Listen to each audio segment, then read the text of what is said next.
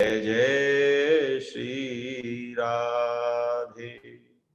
कृष्णाय वासुदेवाय हरये परमात्मने प्रणत क्लेशनाशाय गोविंदाय नमो नमः। गोविंदाय नमो नमः। जय जय श्री राधे। जय जय श्री राधे। जय जय श्री राधे। बोलो श्री राधा रमन लाल की जय। श्री चार भुजा नाथ की जय।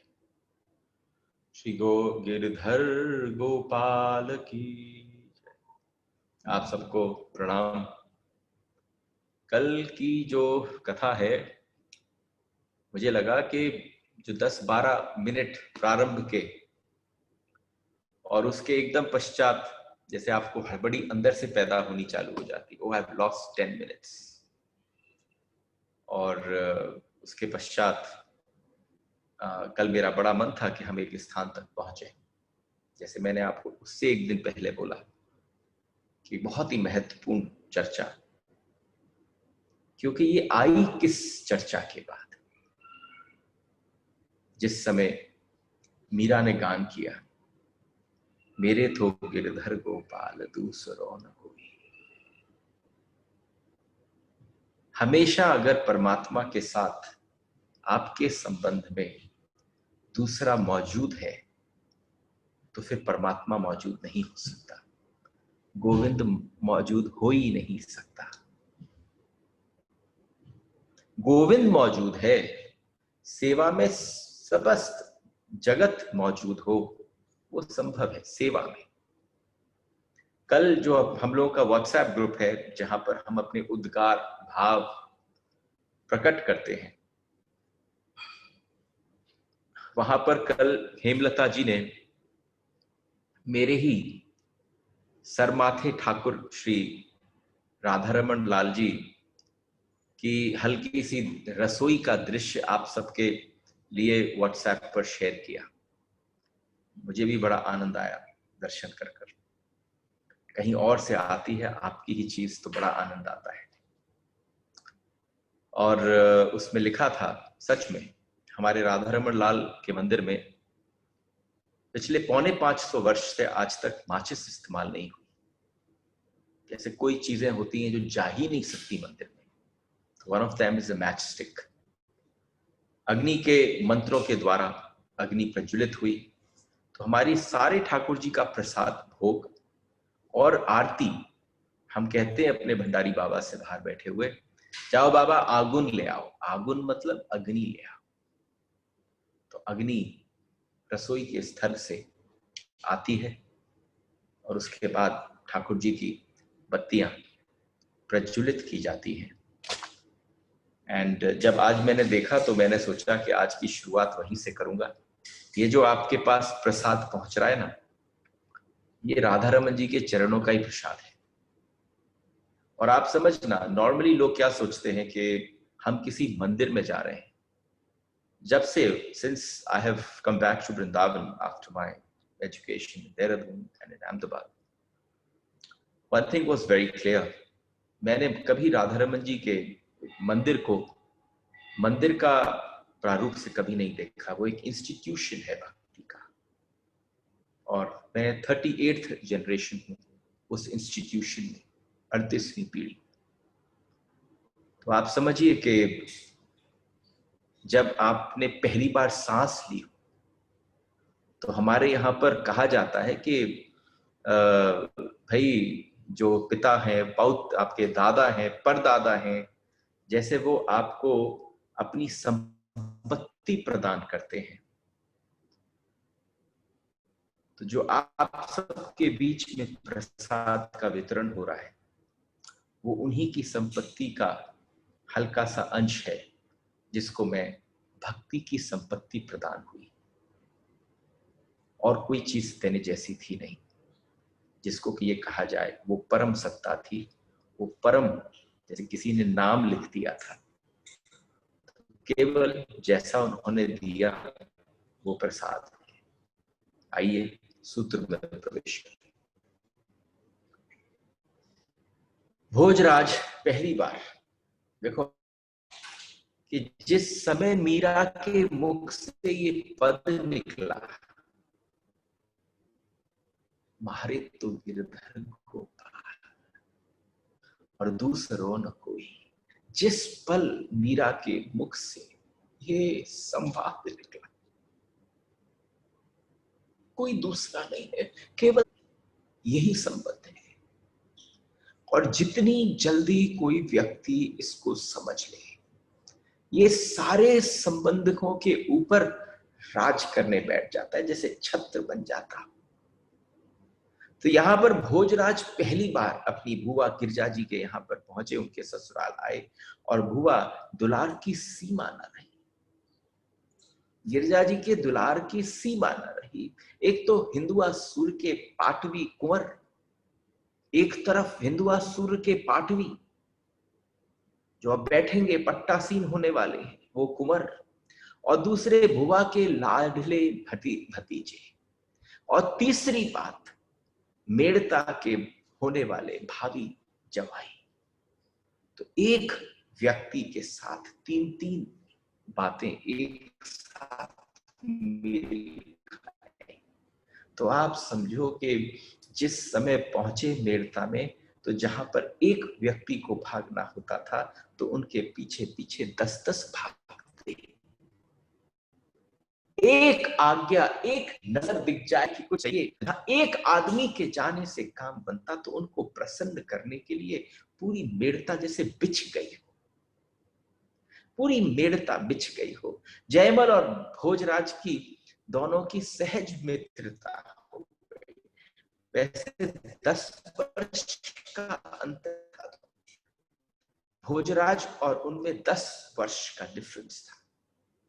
जयमल बड़े छोटे थे, भोजराज 20 वर्ष के थे।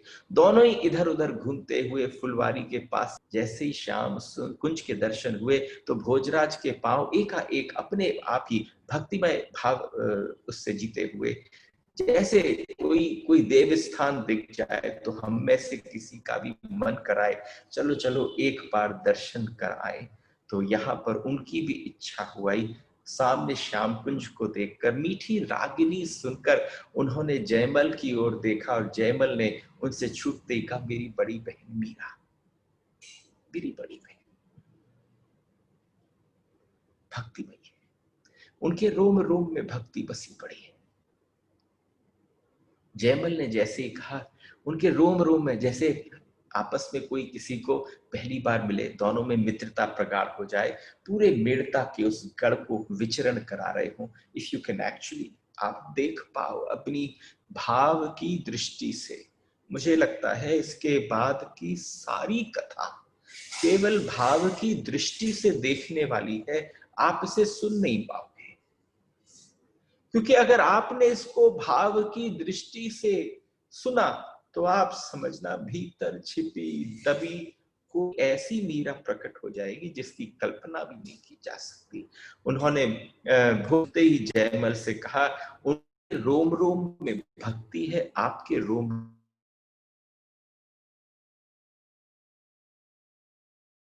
रोम में वीरता समाई हुई। जयमल गदबुध संगम है। आप देखो दोनों भाई बहनों की जोड़ी जो है, एक दौर से छोर से दूसरे छोर तक, जैसे इस पूरे संसार को किसी ने उसमें समा लिया हो। आप दोनों भाई बहनों की बातें सुनता हूं तो एकदम भोजराज ने पूछा, उनका ब्याह का हुआ? ब्याह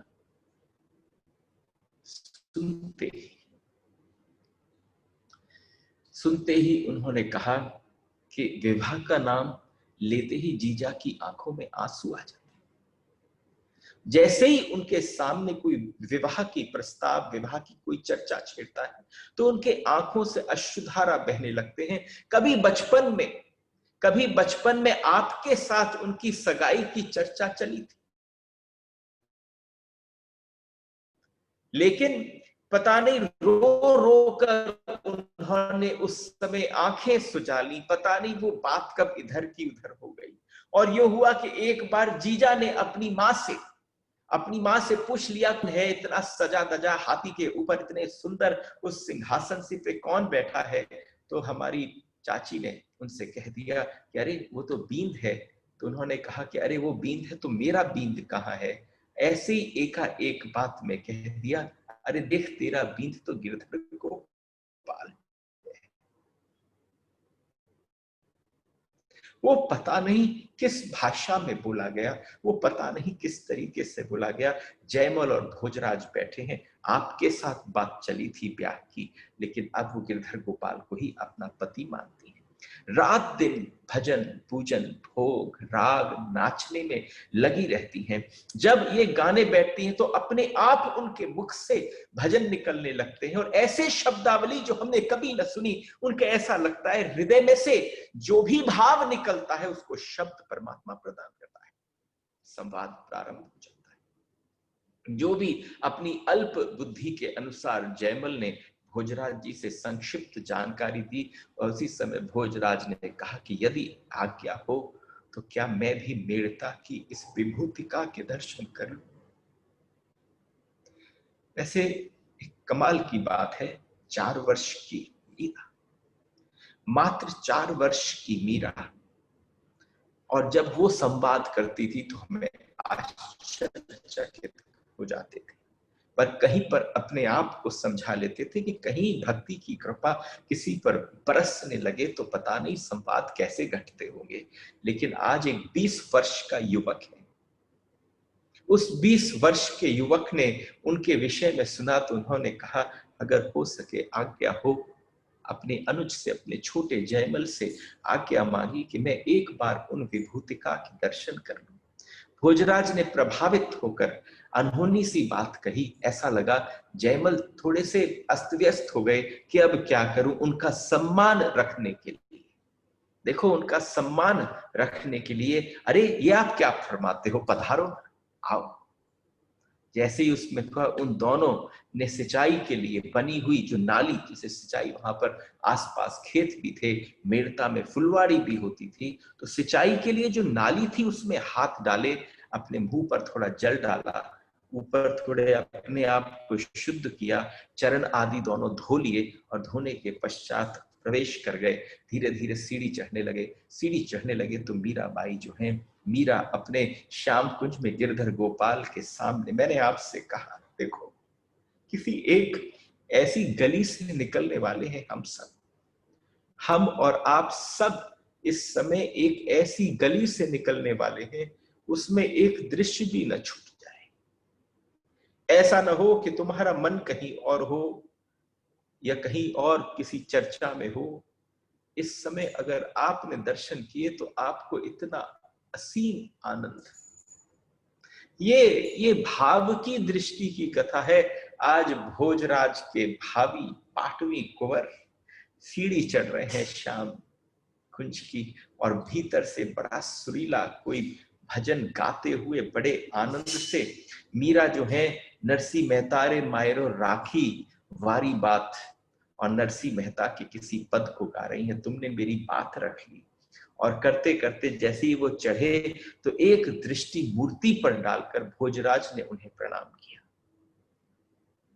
भोजराज मात्र 20 वर्ष के हैं, गायिका के ऊपर दृष्टि पर, मीरा के ऊपर जब दृष्टि पड़ी तो अश्रुसिक्त मुख से भरे कंठ से हिय की बात संगीत के सहारे तक गिरधर गोपाल के चरणों में जैसे कोई पुष्प को अर्पण करता है, ऐसे भाव से भरे हृदय से उसके पश्चात उस कंठ से निकले निचुड़े हुए शब्द को जो पुष्प की भांति हो, जिसमें सुगंध हो, जिसमें सुर हो, उसको लिया और भगवान गिरधर के चरणों में अर्पित कर दिया। और जब भगवान के उसमें किया तो पतली पतली उंगलियां, उस पे बड़ी प्यारी सी अंगूठियां धारण कर जब उन्होंने अपनी उंगलियों को एक तारा पर फेरा तो उन उंगलियों के सौंदर्य को देखकर भोजराज के मुख में लगा, जिसकी उंगलियां इतनी पतली, इतनी सुकोमल, इतनी सुंदर, तो इनकी मुखाकृति कैसी होगी। मैंने इसलिए आप सबसे कहा कि साक्षात अगर दर्शन हो जाए तो तुम समझ लेना कि मीरा का दर्शन साक्षात गिरधर का दर्शन। तुम्हें किसी चीज से सानने की जरूरत नहीं है। हमारे यहां पर कहते हैं, अरे सन गया बच्चा, हमारे यहाँ पर कहावत है, श्री राधारमणी गोस्वामियों में कहावत है कि अरे अगर सन्नोई है तो भक्ति में सन क्या।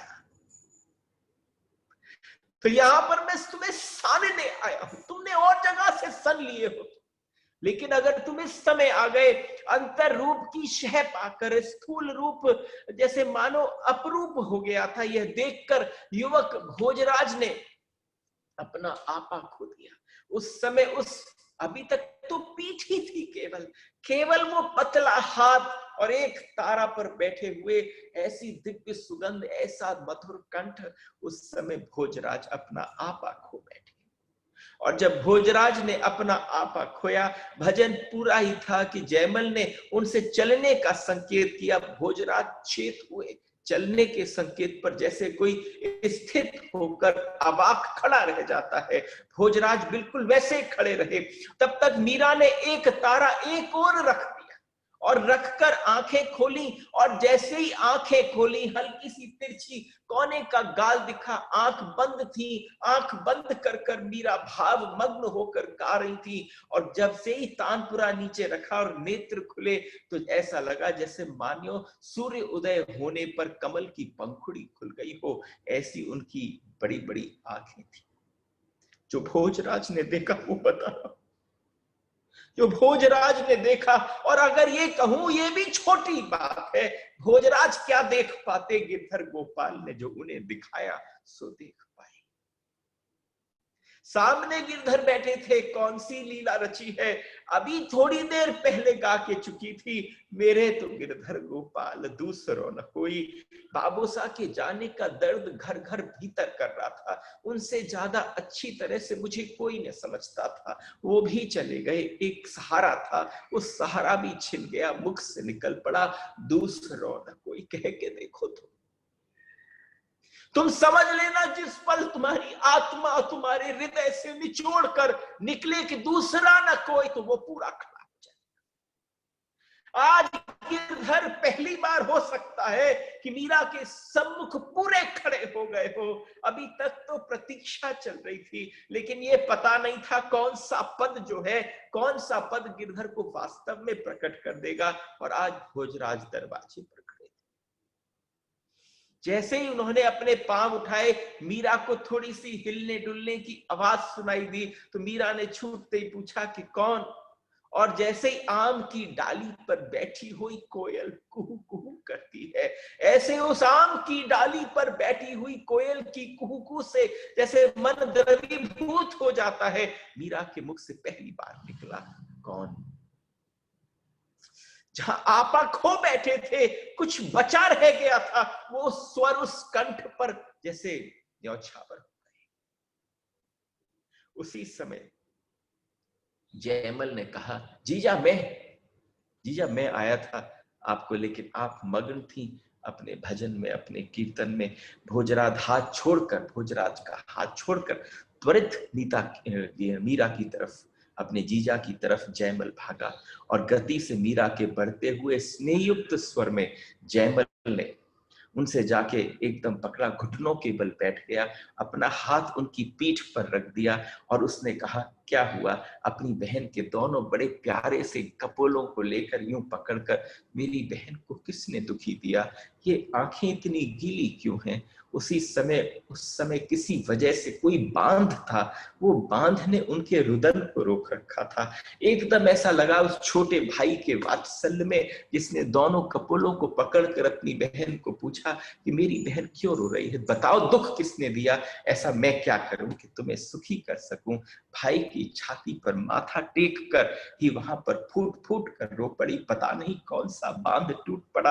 आप मुझसे कहिए ना, जयमल प्राण देकर भी आपको प्रसन्नता प्रदान करेगा, और अगर आपको थोड़ी सी प्रसन्नता दे पाए तो अपने आप को स्वयं धन्य मानेगा। एक बार जीजा बोलो तो सही, एक बार जीजा मेरे साथ बातचीत तो करो, मीरा क्या कहे, मीरा कैसे कहे। तुम समझना, जब संवाद उसके साथ प्रारंभ होता है तो इस जगत में सारे संवाद फीके पड़ जाते। कोई तुमसे तुम्हारा हाल भी पूछे तो तुम्हारे पास शब्द नहीं होते, और परमात्मा सामने बैठ जाए तो तुम्हारे पास शब्दों के भंडार खड़े हो जाते हैं। ऐसे भंडार जिनके ऊपर आने वाली पीढ़ियां रिसर्च कर पाए। अरे मीरा के ऊपर पीएचडी भी करी तो कम पड़ जाए, इतने उसके शब्दों के अंबार जब आकर गिरधर गोपाल के लिए वार्तालाप करे। और यहाँ जब भाई ने पूछा तो मीरा पूछती है क्या कहूं, कैसे कहूं। अरे ये छोटा भाई कैसे जानेगा प्रेम की पीर किसे कहते हैं। देखो, जानेगा तो वही जिसके घर में, जिसके हृदय में प्रेम हो। अगर प्रेम न हो तो तुम कभी किसी की प्रेम की पीर न जान सको। तुम कैसे जानोगे? क्योंकि तुम्हारे जीवन में घटता ही नहीं। में रहते हो, भय में रहते हो, या तुम प्रेम में रहते हो। और जो प्रेम में रहता है उसके बाद तो बात ही अलग हो गई।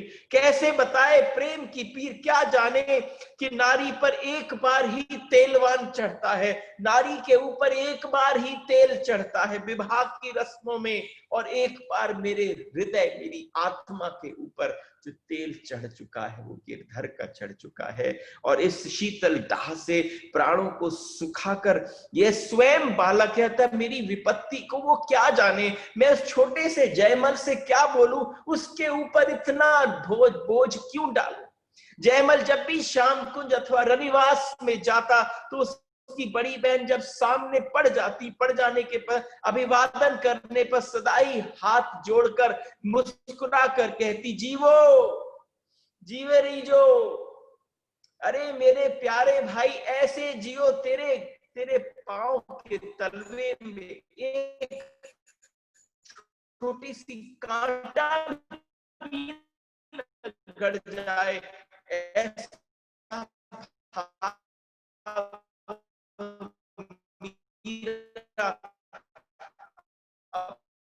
अपने भाई के लिए रखती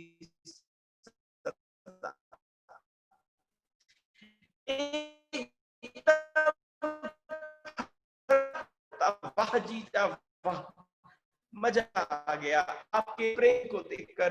दोनों भाई बहनों में कैसी सुंदर बात आपने कही भाई।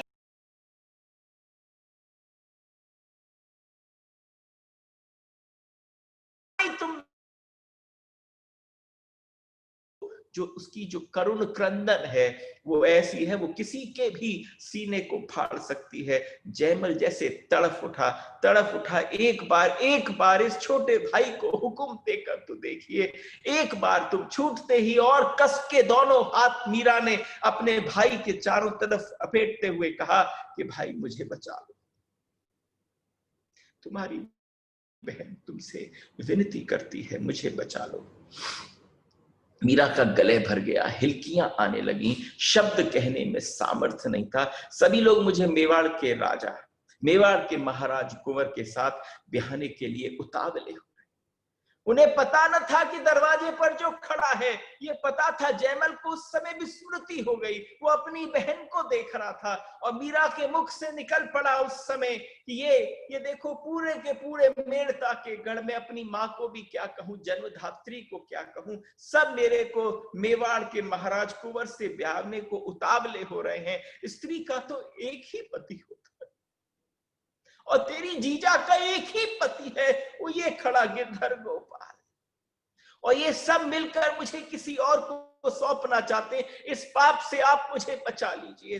एक तरीका है, मुझे सारे के सारे उनको सौंप देना चाहते हैं। इस पाप से बचाओ, भगवान आपका भला करेगा। कि बताओ जीजा मैं क्या कर सकता हूं। अरे आपकी गिनती अभी से वीरों में है, अगर आपने बचा लिया तो आप समझना मेरे जीवन जन्मांतर का सबसे बड़ा कार्य आप कर दोगे। कि क्या करूं कि तलवार के घाट उतार दो, आत्महत्या पाप से मुझे बचाओ।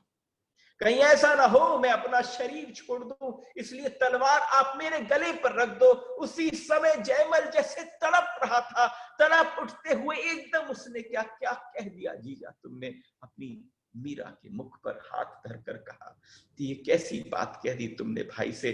भाई तो किसी के साथ खड़ा होता है, भाई तो किसी को संबल प्रदान करता है, और आज आपने मांग लिया।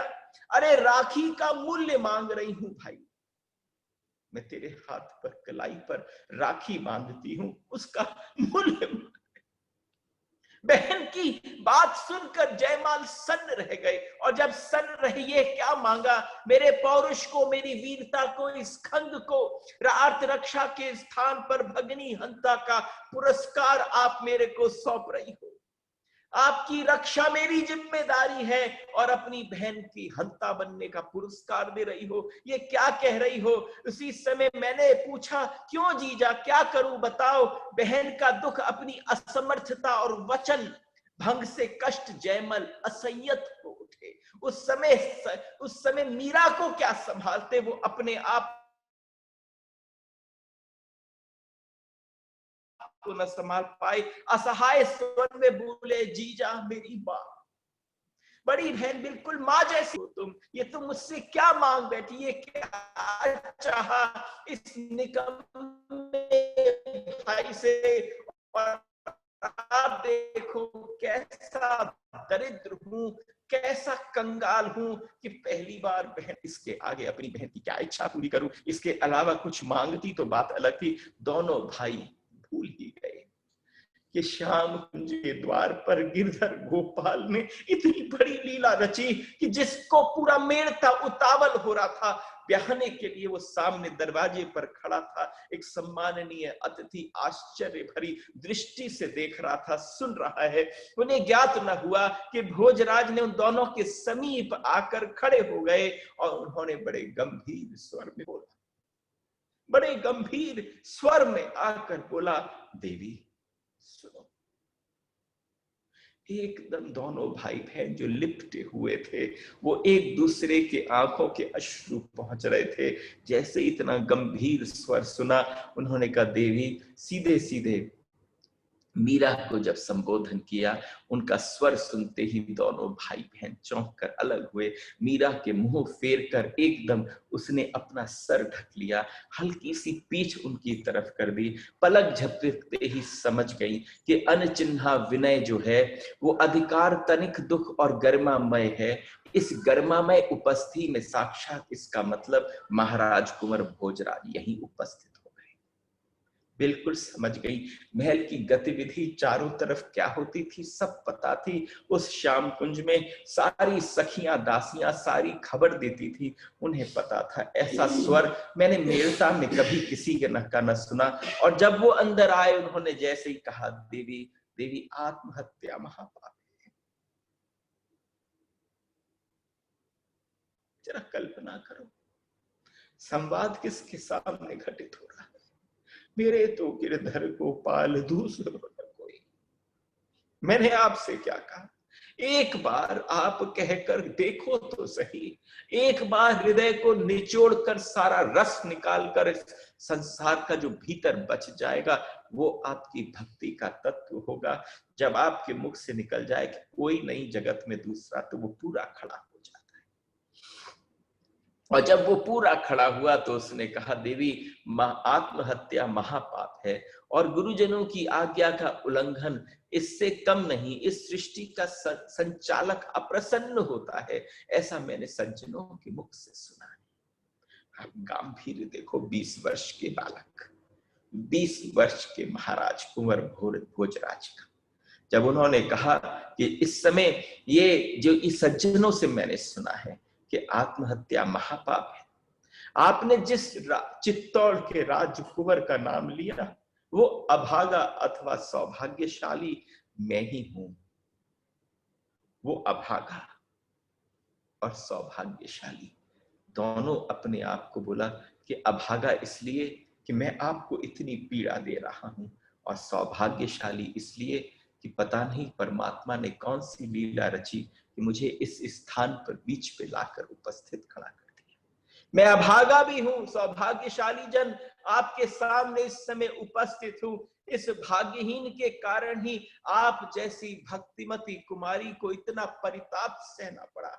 सारा परिताप आपका मेरे कारण है, लेकिन आप जैसी रूपवती, आप जैसी भक्तिमती, आप जैसी देवी, आप देखना अगर आज मैं पीछे हट जाऊं, जो विवाह का प्रस्ताव आया उससे मैं अगर पीछे हट जाऊं, तो इस राजपूत वंशों में, राजपूत सिसोदिया और इन सबों में आपको ब्याहने के लिए जाने कितने खड़े हो जाएंगे। और आप समझना, वरों की कोई कमी नहीं है।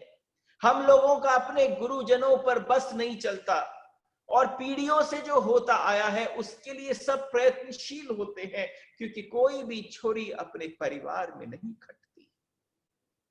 इसलिए आज आपके सम्मुख, सामने आपके ठाकुर श्री गिरधर गोपाल के सम्मुख इस डेड़ी पर, यानी इस ड्योढ़ी पर, कौन सी ड्योढ़ी है? श्याम कुंज की ड्योढ़ी है। आज चित्तौड़ का महाराज कुंवर आपको एक वचन देता है, आपका परिवार आपको जो कह रहा है करने के लिए आप करिए, आप उस तरफ आगे बढ़िए, उनको जो करना है उनको करने दीजिए। माता पिता परिवार के लोग जो कह रहे हैं, जो विवाह करने को कह रहे हैं, उनको करिए, लेकिन आप अपना विवाह ठाकुर जी से कायम रखिए। जो परिवार आपसे कह रहा है करने को वो होने दीजिए, लेकिन आप जानती हैं कि आपका विवाह जो है, आपका विवाह ठाकुर गिरधर गोपाल के साथ हुआ है। मैं आपको वचन देता हूं, मैं आपको वचन देता हूं, केवल दुनिया की दृष्टि में आपका बीन रहूंगा, लेकिन भीतर आपके लिए जीवन में कभी भी आपको पाने की इच्छा न करूंगा, कभी आपके देह को स्पर्श न करूंगा। आराध्य मूर्ति की भांति भोजराज का गला भरा है। ऐसा लगा कि वो भोजराज न बोल रहे हो, भोजराज के अंदर, हृदय के अंदर बैठकर गिरधर गोपाल बोल रहे हो, और भोजराज का गला भराया, अपने आप को 2 मिनट संभाला, और संभाल कर उसी समय एक शब्द उठ के बोले कि आराध्य मूर्ति की भांति, आराध्य मूर्ति की भांति आपकी सेवा ही मेरा कर्तव्य होगा। आपके पति गिरधर गोपाल आपके स्वामी, और आप मेरी स्वामी।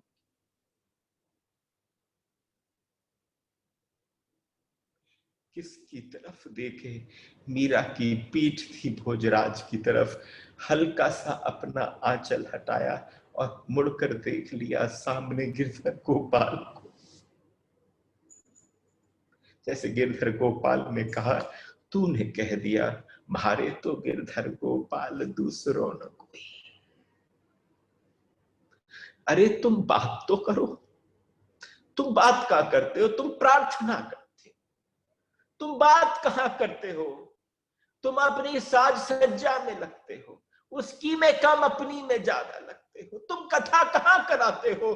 तुम तो सारा सामान इकट्ठा करते हो, तुम कथा को होने कहां देते हो? अरे तुम कथा में बैठते हो, कथा तुम में कहां बैठती है?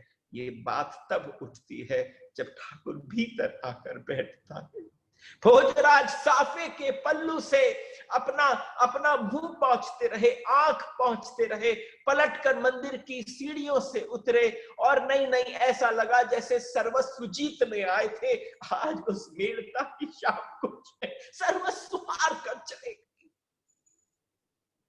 अंदर प्रवेश किया जब मेड़ता में, तो किसी को न पता था कि आज भोजराज जहां हर जगह पहुंचते, सब जगह विजयी होकर आते, लेकिन जीवन में एक जगह होती है जहां पर जाकर तुम दिल हार जाते हो।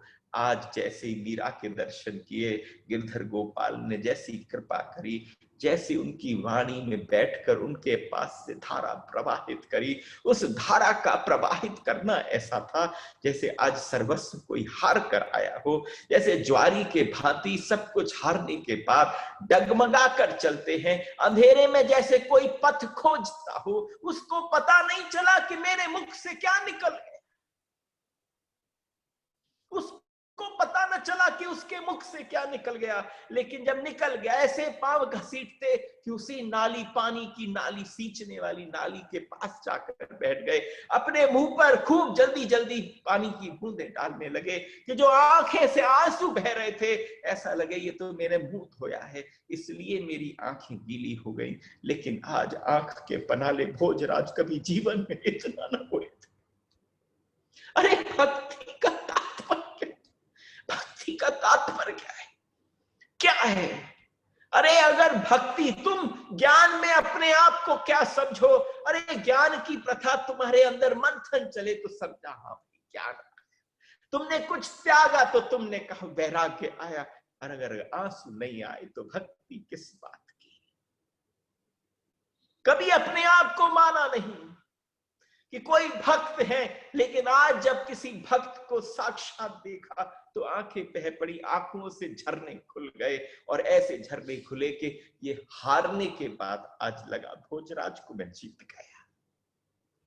सर्वस्व हार जाने के बाद अगर आपको तसल्ली मिले, आपको ठंडक मिल जाए अपने हृदय के भीतर, तो आप समझना जैसे कृपा हो गई। और उस समय किंतु कौन सुने, और मन ने जैसे नेत्रों की राह जाने से सौगंध खा ली। अंदर क्या द्वंद्व चल रहा होगा भोजराज के उस समय। जयमल शीघ्रता से अपने कदम बढ़ाते हुए एकदम भोजराज के पास पहुंचे। भोजराज आगे आगे जल्दी जल्दी चलने लगे कि उनकी मुखाकृति कहीं ऐसा ना हो कि वो देख लें। और जब वो आगे आगे बढ़ने लगे तो एकदम उन्होंने उसी समय जयमल से कहा, ठीक है जयमल, हम थोड़ी देर के लिए अपने कक्ष में जा रहे हैं, थोड़ा विश्राम करने के लिए। बीच से ही उन्होंने विदा ले ली। और जिस समय विदा ली तो डेरे पर आकर एक कटे वृक्ष की लता की भांति एकदम शैया के ऊपर जाकर पड़ गए। एक कटा वृक्ष जैसे पड़ता है, एकदम निर्जीव, जिससे उसमें चेतना न रह गई हो। और थोड़ी देर बाद वहां गिरे, जैसे ही लगा कि जैसे इस पलंग पर भी, इस शैया पर भी अंगारे बिछे हैं, उन अंगारों से बचकर कहां उस शैया को छोड़कर धरती पर गिर पड़े। धरती पर कमर में जो कटार थी वो कहीं चुभी, खींचकर उसे दूर फेंकने लगे। लेकिन अब उस कतार को उठाया और अपनी छाती पर भोंकने लगे कि अरे आज यहां पर पहली बार दर्द हुआ। तुम्हारे यहां दर्द होता, तुम्हारे बाहुओं में दर्द होता है, लेकिन जीवन में कुछ ऐसा करो कि तुम्हारे यहां दर्द हो। और जब ये दर्द होगा तो आप समझना फिर किसी और प्रकार का दर्द कभी आप पर असर नहीं कर पाएगा। एक क्षण ऐसी बिजली चमकी, अंतर में मीरा आके खड़ी हो गई।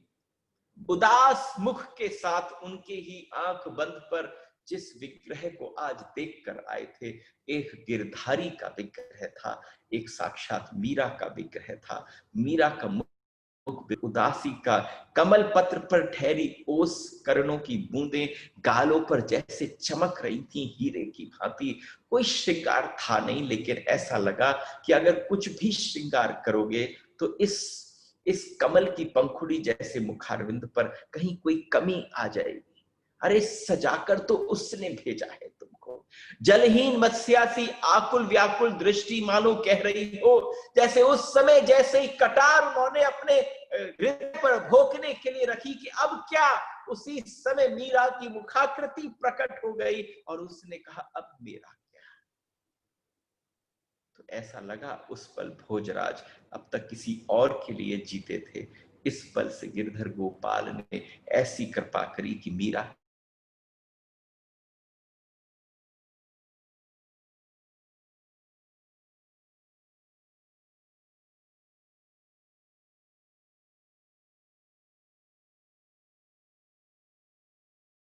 नाथ हुआ, गले से निकला, वे पुनः भूमि पर लौटने लगे। आज इतने बेचैन थे कि अकेले रहने पर भी एकांतवास अच्छा लग रहा था, लेकिन फिर भी छटपटा रहे।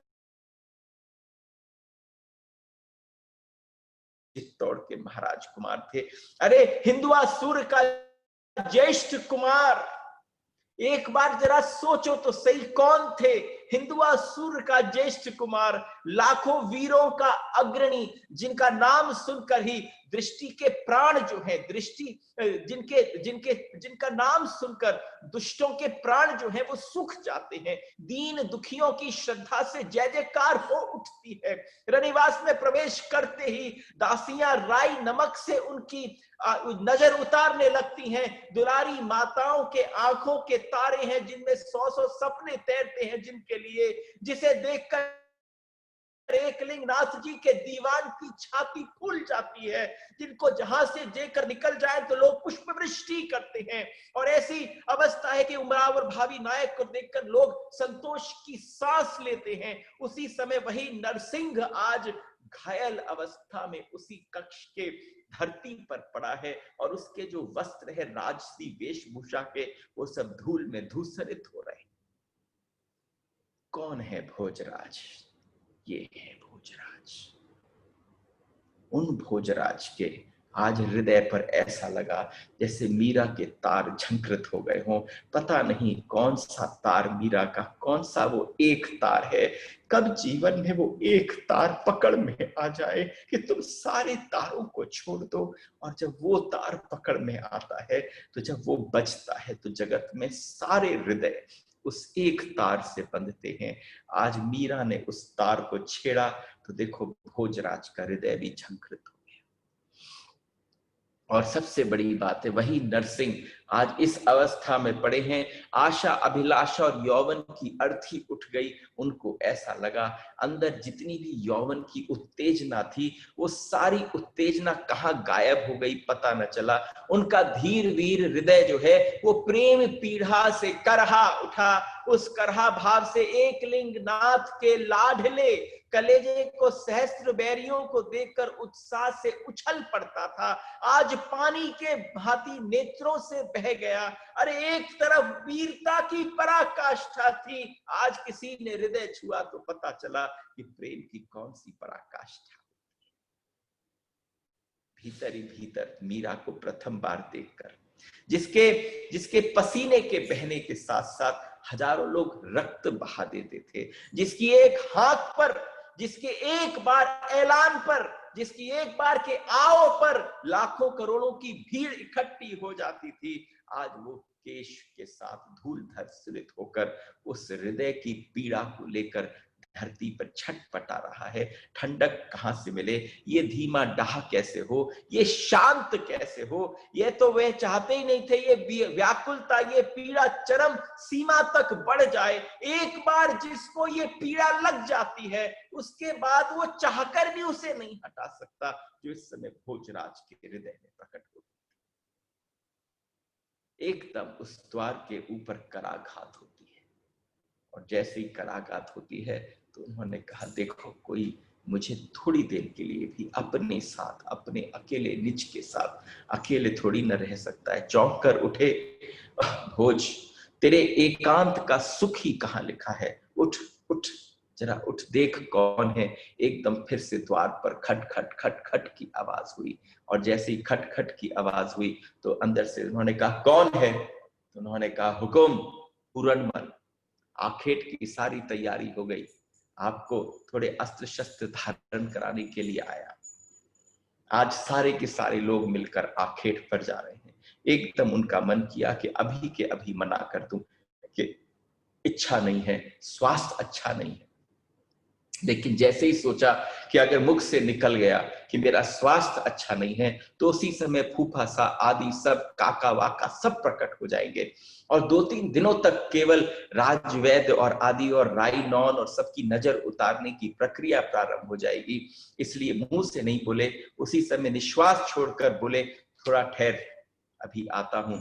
उन्होंने खड़े होकर अपने वस्त्रों को झाड़ा, उस पर धूल लग गई थी। मुंह धोया, पानी पिया, गला हाथ धोकर केशों पर गीले गीले वस्त्रों को डाला, उसके बाद साफा था उससे पहना, उसके साफे को जो पल्लू थोड़े से उसका कुछ हिस्सा वस्त्र का बाहर निकल गया था, उसको थोड़ा कसा, कटार उठाकर कमरबंद में लगाई और आरसी में मुंह देखा। जैसे ही उस आरसी में, शीशे में अपना मुंह, दर्पण में अपना मुंह देखा तो आश्चर्य और दुख से उनका मुंह खुल गया। आश्चर्य से और दुख से उनका मुंह खुल गया। अपना ही चेहरा आज अनजाना सा था। अपने आप ही मन से बोल पड़े, हे भोजराज, आज तू कोई और लगता है, आज तू वो नहीं है जो तू यहाँ आया था, यहाँ से जाने के बाद तू वो न रह जाएगा जो तू पहले यहाँ आया था। ऐसा लगता है कि कुछ भीतर से चला गया। आश्चर्य और दुख से उनको अपना चेहरा अनजाना लगा, आंखें सूज गई थी, होठ सूख गए थे, मुंह उतर गया था। उन्होंने होठों पर जीभ फेर कर मुस्कुराने का प्रयत्न किया, लेकिन भोजराज तेरी वो वाली हंसी कहीं चली गई, आज ये दूसरी हंसी है। तू प्रयत्न कर रहा है, क्यों प्रयत्न कर रहा है? बार बार अपने हृदय को लेते, उसे करते। एक करुण रेखा खिंच गई थी भीतर की तरफ, उसमें कहीं जाकर मीरा बैठ गई थी। कौन सी छवि बैठ गई कि उसने अपनी दोनों एक हाथ को उठा लिया है और पतली पतली उंगलियों से एक तारे को छेड़ रही है। वो छेड़े हुए तार ने हृदय के कौन से तार को स्पर्श कर लिया पता न था। और जैसे ही कहा कि कितना सुंदर नाम है, एक बार जाके पूछ तो लूं, पुनः चला जाऊं श्याम कुंज की उस बेली पर और जाकर पूछूं कि मीरा, इस मीरा नाम का क्या अर्थ है, इसने ऐसा क्या कर दिया मेरे ऊपर। उसी समय उन्होंने कहा, हो न हो, ठीक है, जब चित्तौड़ आएंगी तब पूछूंगा कि आपके नाम का क्या अर्थ है। ऐसा क्या कर दिया लोगों के जीवन में? आप देखते हो परमात्मा आते हैं ऐसे जैसे कृपा आती है, बरसात होती है। आपको आश्चर्य की बात हो, जब भगवान ने कहा अहम हरे तब पादैक मूल दासानुदासो भवितास्म भूया, जिस समय वास्तव में परमात्मा के किसी दास से मिलना हो जाए तो तुम समझना उसकी सुगंध उसी मार्ग से मिल सकती, वो स्वाद करा के जा सकता है। भोजराज ऐसे थे जो चारों तरफ लोग थे, उन्होंने अभी तक नहीं चखा, लेकिन आज उन्होंने ऐसा लगा जैसे मीरा को चख लिया। उनके होठों पर मुस्कान, हृदय में विद्युत तरंग थिरक गई।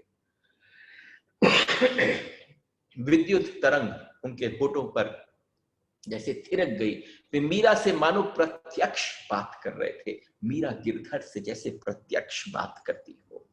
और जिस दिन से तुम परमात्मा के साथ प्रत्यक्ष बात करना प्रारंभ कर देते हो तो कोई बच नहीं जाता, तुम जिससे चाहो उससे तुम्हारी बात होने लग जाती है, जगत तुमसे बात करने लग जाता है। यहां पर ऐसा लगा भोजराज को कि मीरा से प्रत्यक्ष बात कर रहे हैं, और उन्होंने केवल उस प्रत्यक्ष बात में केवल एक ही बात मन में कही, मुझे केवल तुम्हारा दर्शन चाहिए, स्पर्श नहीं चाहिए। कौन इस प्रतिज्ञा में आपको कौन दिखा? मुझे भीष्म पितामह की प्रतिज्ञा दिख गई। ये कलयुग के भीष्म है, जिन्होंने अभी 20 वर्ष की अवस्था में यौवन फूटना प्रारंभ हुआ, उस अवस्था में इतनी बड़ी प्रतिज्ञा ले ली कि मात्र दर्शन का सुख मिल जाए, आपके स्पर्श का सुख नहीं चाहिए। वो हक तो गिरधर गोपाल के पास है, मैं आपको स्वामिनी की भांति पूजा करूं। ये तो गिरधर गोपाल करा सकते हैं, और कौन करा सकता है? एकदम उन्होंने जैसे ही कहा कि आपको क्या चाहिए, जैसे संवाद हो रहा हो, मीरा सामने बैठी हो, उन्होंने कहा दर्शन का सुख चाहिए और आपको क्या चाहिए? तो भोजराज के मुख से निकल पड़ा, मुझे कुछ भी न चाहिए। एकदम पीछे से आवाज आई, बाबूजी हुकुम। भोजराज जैसे स्वप्न से जागे हों। एकलिंग नाथ मेरी लज्जा रखना, आज मैंने एक प्रतिज्ञा ली है, आज मैं वो प्रतिज्ञा आपके चरणों में रखता हूं। आपका ही तो हमारा पूरा चित्तौड़ का जो गढ़ है वो आपका दीवान है, आपके दीवान के परिवार का मैं महाराज कुंवर हूं, मैं आपका दास हूं। आज मैंने एक इतनी बड़ी प्रतिज्ञा ले ली है, उस प्रतिज्ञा का हे एकलिंग जी, नाथ जी, आप मेरी प्रतिज्ञा पूरी कराना।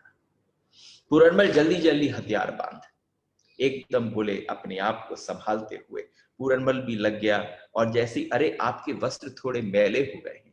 अब देखो, जो संवाद हृदय का है वो दूसरा है, यहाँ पूरनमल आ गया और संवाद की धारा बदल गई। उन्होंने छूटते कहा आपके वस्त्र भी बदल दूं। उन्होंने कहा क्या कर रहा है?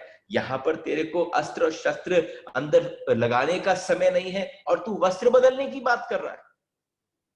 पूरनमल उनका बहुत खास सेवक था, जहां कहीं जाते सब लोग साथ जाते। एकदम उसने कहा कि बात तो ऐसी है, मेरे मन में आई है, मैं आपसे आज कहूं, हुकुम, आपसे कुछ अर्ज करने की विनती चाहता हूं। अरे पूरनमल से उन्होंने कहा, भोजराज जी ने, अरे बोलो बोलो, क्या बोलना है?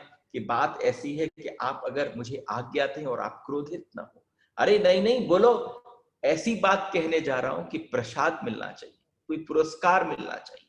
उन्होंने कहा, बताओ, बात पुरस्कार पाने की है तो चलो हम सुनते हैं। चल, एक बात और कहता हूं पूरनमल, पुरस्कार मिले ना मिले, बात अगर तेरी ऐसी है तो दंड भी ना मिलेगा। चल बोल। भोजराज ने हंसकर कहा, सुना है अपने यहाँ के पुरोहित हमारे महाराज कुंवर के साथ चित्तौड़ जाएंगे। क्यों? रावले छोटे भाई रतन सिंह जी की पुत्री के संबंध में प्रस्ताव लेकर श्री जी के सम्मुख होंगे। आज जैसे इतने अनजाने बन रहे हैं भोजराज, जैसे उन्हें कुछ ज्ञात ही ना है। सुना है बाईसा बहुत सुंदर हैं, बहुत गुणवती हैं, कवि हैं, और सबसे बड़ी बात है भक्त। आप देखो, हमारी चित्तौड़ की धरा के ऊपर किसी भक्त के चरण पड़ेंगे। ये पूरनमल ने कहा। एकदम लगा भोजराज को, जाऊं पूरनमल को अपनी छाती से लगा।